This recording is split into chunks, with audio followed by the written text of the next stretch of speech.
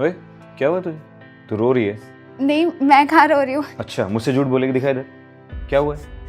Mummy ने college की fees देने से मना कर दिया। फीस देने से मना कर दिया? क्यों? बोल रही है तेरी शादी के लिए पैसे इकट्ठे करने हैं। ऐसा बोला मम्मी ने? तू चुप हो जा, चुप हो बिल्कुल। मैं बात करता हूँ मम्मी से। मम्मी, मम्मी, यार छोटी माँ बैठ के रो रही है, आपने उसकी फीस देने से क्यों मना किया? अरे और कितना पढ़ेगी? कॉलेज पूरा तो हो गया है उसका, और सारे पैसे पढ़ाई में लगा देंगे तो फिर उसकी शादी में क्या करेंगे? मुझे एक बात बताओ माँ, अभी उसकी पढ़ाई ज्यादा जरूरी है फिर ये शादी कराना? अब तू मुझे ज्यादा ज्ञान मत दे। अरे शादी में तरह तरह के खर्चे होते हैं, वो भी तो सारे मुझे ही संभालने हैं ना। और वैसे भी लड़कियों की पढ़ाई वढ़ाई पे खर्च करना फिजूल होता है। माँ, और अब जा तू यहाँ से, मेरा दिमाग मत जा।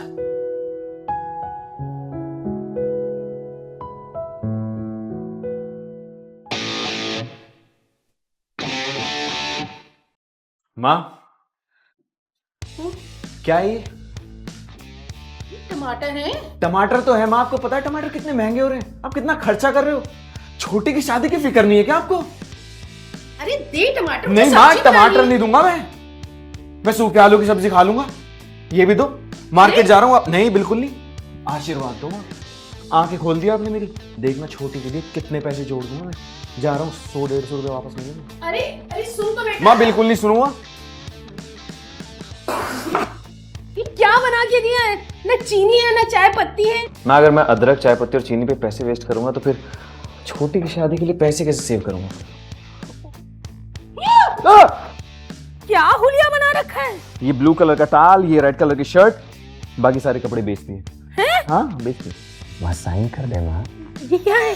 प्रॉपर्टी के कागज है माँ, छोटी की शादी के लिए। नहीं गोपाल नहीं, साइन कर दे माँ। गोपाल नहीं, नहीं गोपाल, गोपाल, गोपाल, गोपाल, अरे गोपाल उठ, मुझे तुझसे बात करनी है। पता है कैसे कैसे सपने आ रहे हैं मुझे। रात को सपने आते हैं यार। देख गोपाल, अभी तेरे बहुत नौटंकी हो गई है। क्या किया है मैंने रात को?